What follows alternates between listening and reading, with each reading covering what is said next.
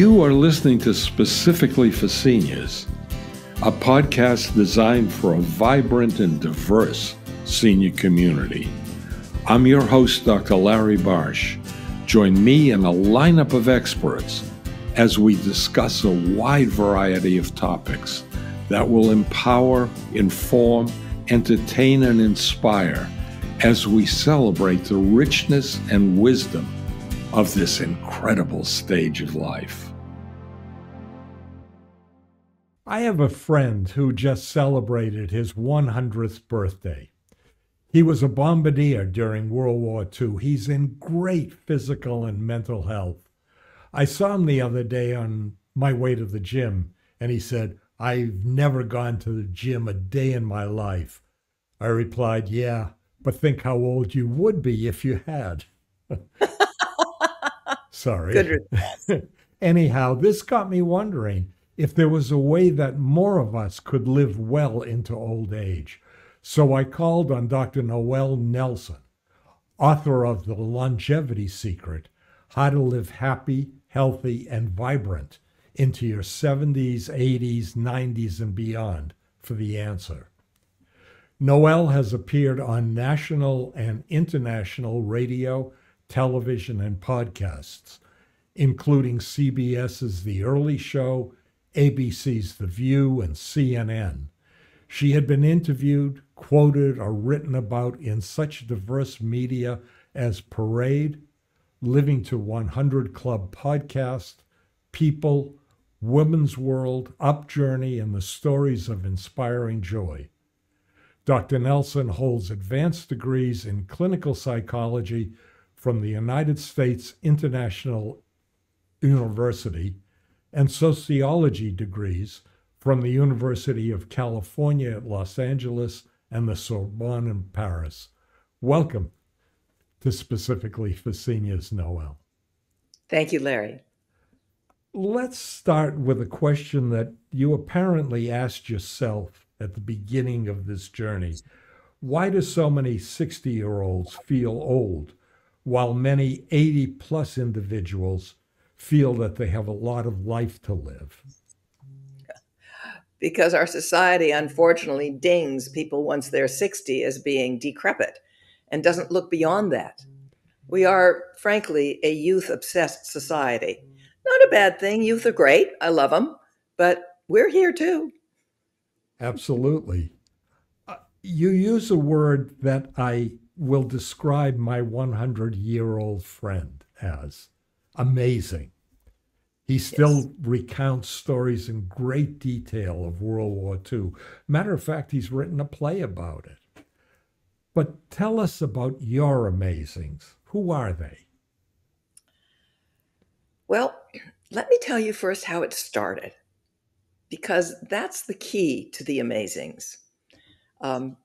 Pre-pandemic, I traveled a lot for business, and I was on a plane, and we were about to take off, and the young man next to me was texting away, but the flight attendant had already said, "Power down your devices," all that good stuff. So I thought maybe he didn't hear. He had his earbuds in. I turned to him and said, rather nicely, I thought, "Excuse me, but you need to put your phone in airplane mode. We're about to take off." He ignored me. I thought, maybe he didn't hear. But then a few minutes later, we started to taxi down the runway. And I thought, this isn't good.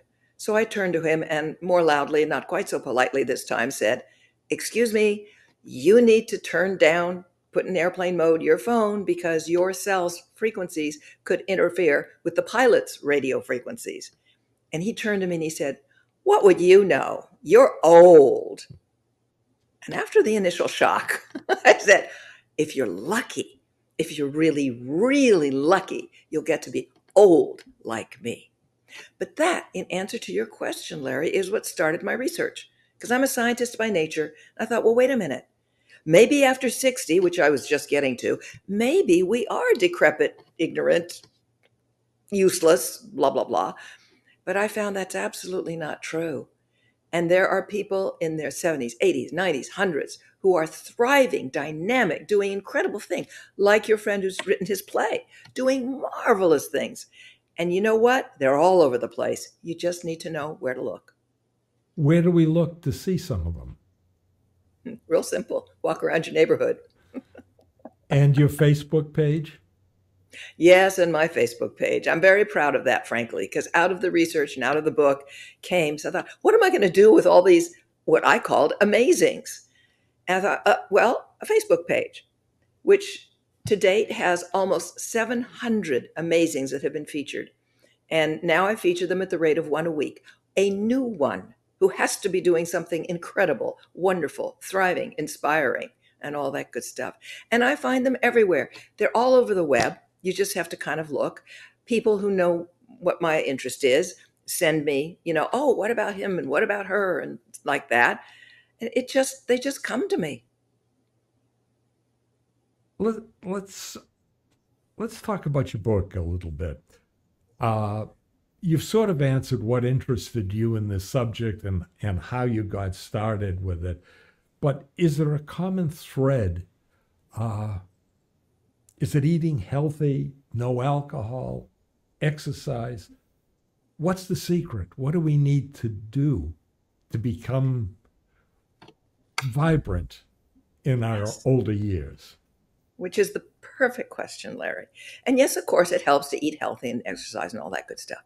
But frankly, the common denominator that runs through all of these amazings is they have passion, purpose, and positivity.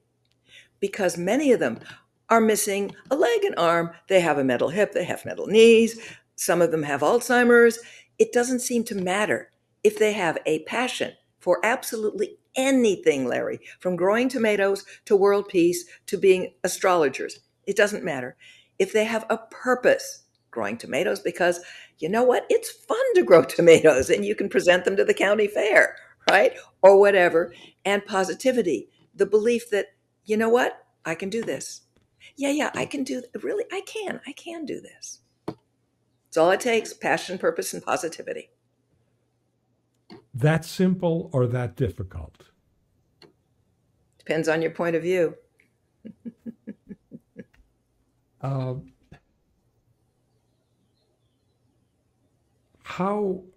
do we focus on the good things in a world like we're facing now with so much bad news?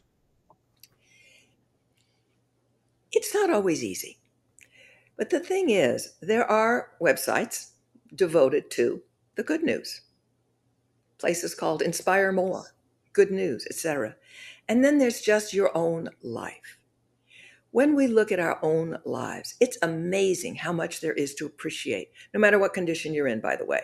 Because people tend to think that, happy seniors in their 90s must be in perfect physical shape. No, they're not. But what they appreciate, and that's the key word, they appreciate what they do have. The scent of coffee in the morning, the pet that they can cuddle up to, the feeling in their own bodies, I can walk, I can still walk. Okay, I'm slow, I can walk. So it's always looking to what can I, not what can't I. And also in one's own world, I'm astounded at the goodness of people. Constantly. People are doing wonderful, good things. Again, you just have to kind of look for it. And you can stand out on your front stoop, on your, in your neighborhood and look around and you'll see some neighbors helping some other neighbor. Some kid is actually being nice to somebody. Something good is happening. You have to be more willing to look for that than all the bad news. So appreciation is one of the biggest factors in living a long, happy, healthy life. Yes. What can we do more to help us appreciate what we have? The simplest one, and this has been around for eons, I certainly didn't invent it, is to keep a gratitude journal, which means at the end of the day before you go to sleep, you can either do it mentally or write it down or speak it into your phone, doesn't matter. Just find 5 things for which you're grateful. And I don't care if it starts with the sun rose. It did. It would make a heck of a difference to us all if it didn't, right? Just 5 things, and you'd be surprised at how that becomes exponential, how it just multiplies. Gratitude is the easiest thing in the world once you start to activate it. I find what a lot of people my age do is they compare themselves to others and Well, are that's not happy about it. of course not. That's a sure road to unhappiness. Their Why would you? grandchildren come and visit more often than mine, that sort of thing. So, so go volunteer at I don't know what, a pet shelter or something, and go find some joy.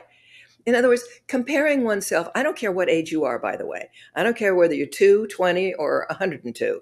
If you start comparing yourself, you will inevitably find that someone else is doing something or being something better than you. What purpose does that serve? None, zip. To take my personal example, at 70, I became a ballroom dancer. At 76, I am a competitive ballroom dancer. Now, am I the best one on the floor? No. Do I care? No. I'm having a great time. And that's really all that matters. And staying optimistic at this stage of life. What's not to be optimistic about? We're here. The grass is still green. The sun is still shining. You can still make friends. There are still places to go. We're here. What about those people who seem to be always angry about something? I feel bad for them. I'm sorry that they don't see the splendor of this world. When I contacted you originally, I had read an article by you in the Huffington Post, and the last paragraph really stood out to me. I asked you to read it on the podcast. Do you have a copy? And then maybe Yes, we can talk about it a little bit. I'll be happy to. That article meant a lot to me. I was very honored that the Huffington Post published it. For those of you who are younger, get to know us. And if you are an amazing, celebrate yourself. We, the many 60-plussers, so now it's 60, 70, 80, 90, hundreds, who have come through the challenges of life, alert, happy, healthy for the most part, strong, surprisingly so, and are eager for what each new day brings. We who have learned to appreciate the smile of a friend, the taste of a morning coffee, the glow of the rising sun. We who don't take any of it for granted.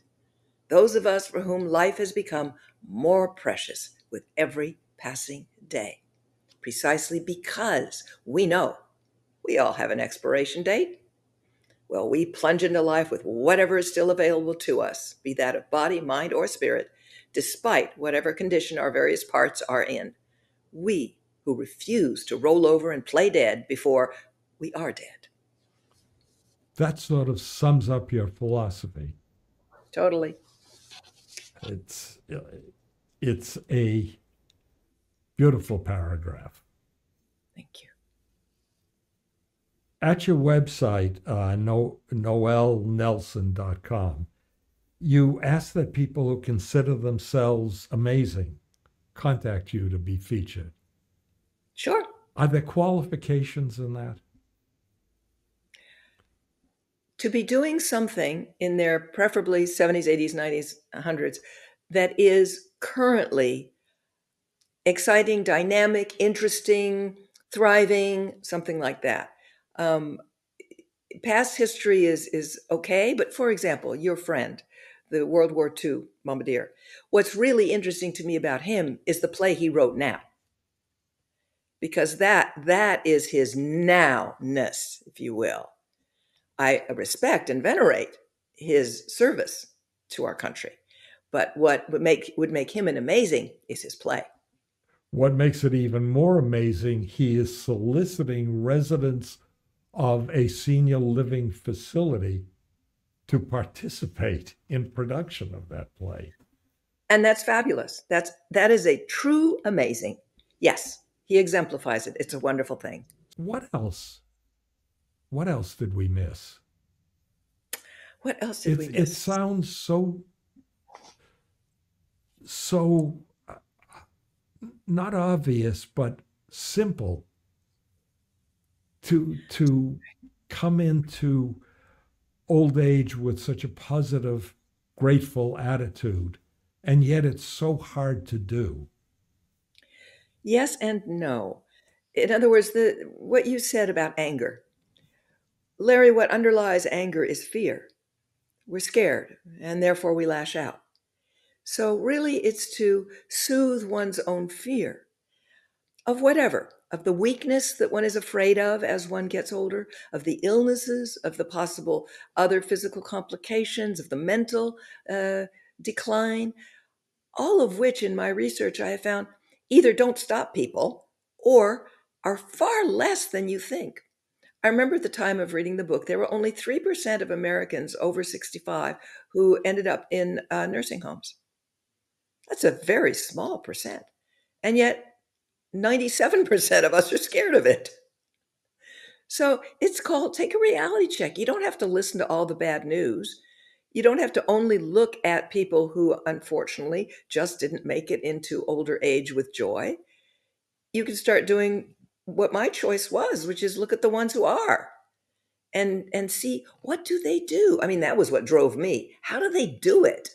And find a passion for yourself. Believe me, that takes care of a lot of things, and it doesn't matter what it is. Generally, most people find a passion that involves other people because social connection is important. And honestly, the easiest path is to volunteer. If you don't know what you want to do, if you don't have a passion sort of already built in, go volunteer. Pet shelters are great. Other kinds of institutions who need volunteers are great because you start interacting with other people who are generally hopeful about things, or they wouldn't be volunteering. So there's roads into this. You know? One other thing. At the end of your book, you show a bumper sticker. And if you heard little sounds in the background, my dog was looking out the window. The bumper sticker said, "Wag more, bark less." It's a great philosophy to live by, and it's a great way to get older happy. Tell me more about it. I will be happy to. First of all, I was so surprised when I saw that. I was parking my car, and in front of me, big and bold on the back of another car was, "Wag more, bark less." I thought, okay, I got it. And it simply comes down to what we've been saying throughout, which is look for the joy, look for the happiness, look for the appreciation. You ever watch dogs? They're great examples. They just wag their tails at any old happiness, right? And bark less, as in quit moaning, quit complaining, because you're just going to make that more. So, yes, something physical, I don't know, your knee got banged up and you have to have a knee replacement. Okay, I got it. It's not fun. Nobody enjoys it. But if you would rather wag more, then be happy that you found a physician who's willing to fix it, that there is PT to help you get walking afterwards, and complain less. Yes, it hurts. We know it hurts everybody. Okay. But you don't have to go over that litany constantly. You can say it once. This hurts. Got it. Move on. So wag more, bark less. Just watch dogs or watch infants, toddlers. They know this. Well, my dog tends to bark more. I'm sorry. You got to get yourself a golden retriever. I have a miniature poodle, and Poodles. But they're very smart. They're too smart for their own good. Noelle, this is wonderful. Is there anything else that we missed that you'd like to comment on? No, other than I don't care what age you are, notice as much as you can how wonderful life really is. Your own life, in your own sphere, with your own friends and such. And if it isn't as wonderful as you would like, then get out there and do something about it. Because there's an awful lot of good people on this planet, and they are willing to help if you're in some kind of distress. Mention your book's name and where people can find it. The one we're speaking specifically to is called The Longevity Secret. It's available on Amazon. And I have 14 other books, all of which are on my website, noellenelson.com.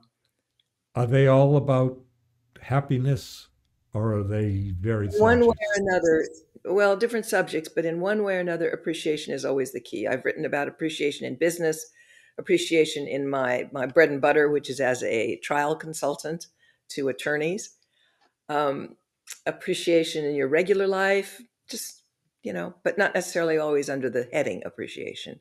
But yeah. Mm-hmm. Noelle, again, thank you so much for being on Specifically for Seniors. It's my pleasure, Larry. Thank you. If you found this podcast interesting, fun, or helpful, tell your friends and family, and click on the follow or subscribe button. We'll let you know when new episodes are available. You've been listening to Specifically for Seniors. We'll talk more next time. Stay connected.